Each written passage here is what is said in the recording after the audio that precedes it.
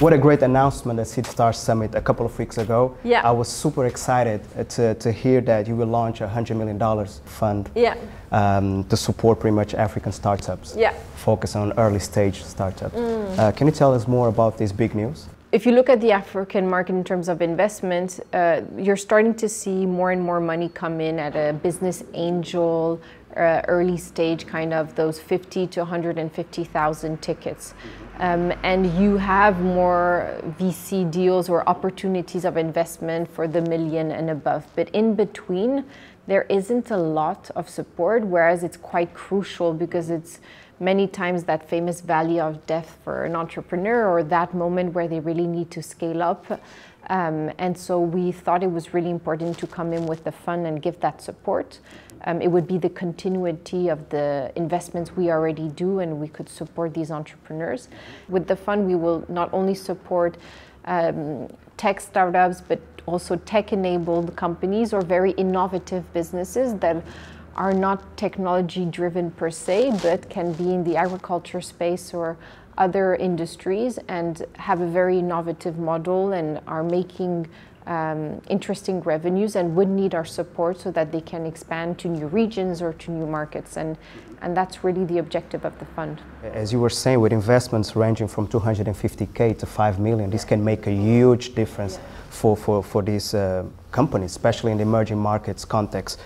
But how will you ensure that these companies scale and they build a sustainable and profitable business with the investment that Seedstars is making? What we've been working on for the past 6 years is building this community under Seedstars brand, but it's over now 75,000 stakeholders that participate in the startup innovation ecosystem. So it's maybe the investors, the media, the corporate executives, the governments, and all of them can be very interesting partners, suppliers, clients for these businesses. Yeah, and that's a very good point, because it's not only about giving the investment, and we know that that approach fails most of the time. So it's about building capacity and improving capabilities, as you're saying, and connecting the dots as part of the ecosystem you're building. So yes, and every year you discover hundreds, if not thousands, of new startups across the globe. Absolutely. What's the secret sauce for keep discovering consistently new startups, even in very remote places? I think what worked really well is 6 years ago, we were some of the first coming into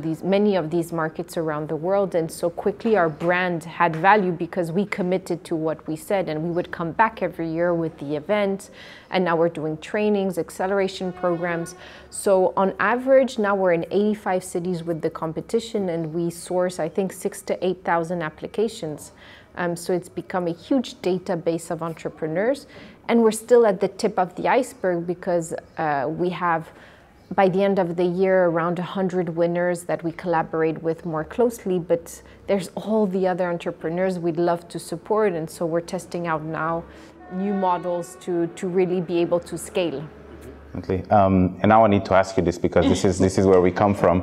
How would you describe the startup ecosystem in Guinea-Bissau? Yeah, so we launched our first event last year. It actually went really well because there was this kind of innovation week, and we were part of this whole program, and over 400 attendees. But the ecosystem in terms of startups and these scalable businesses is still very, very small. So I think we had like 20 applications, and that was more or less the market at that time in terms of the criteria of selection for Seedstars. But there's a good dynamic, and that's how it starts. And we worked with Innova Lab, which was our Seedstars ambassador on the ground, and it's thanks to the work that they do and other ecosystem players that we start building slowly this pipeline of entrepreneurs and hopefully successful stories that build role models, and then they reinvest in the ecosystem, and then you have this virtuous cycle that kicks in. So we have a challenge. Next year we need to have 50 applications from Bissau. Exactly. So there's a challenge here, at least 50. We have a personal commitment now with that. So one of the areas that Seedstars has been investing is fintech. How would you describe the fintech ecosystem in these emerging markets? In general, the emerging market landscape is very interesting because fintech is an example of total leapfrogging where this technology at least has become much more mainstream in these markets before they were in the developed world.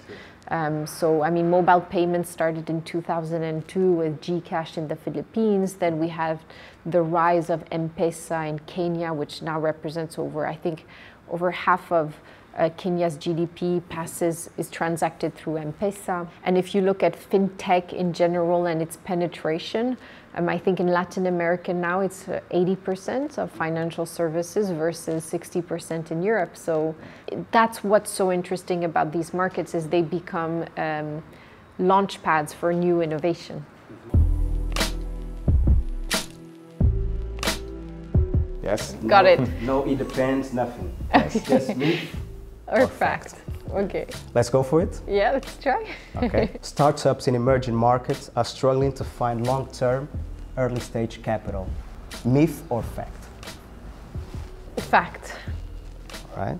Investors in general do not understand emerging markets. European. Fact. Myth or fact?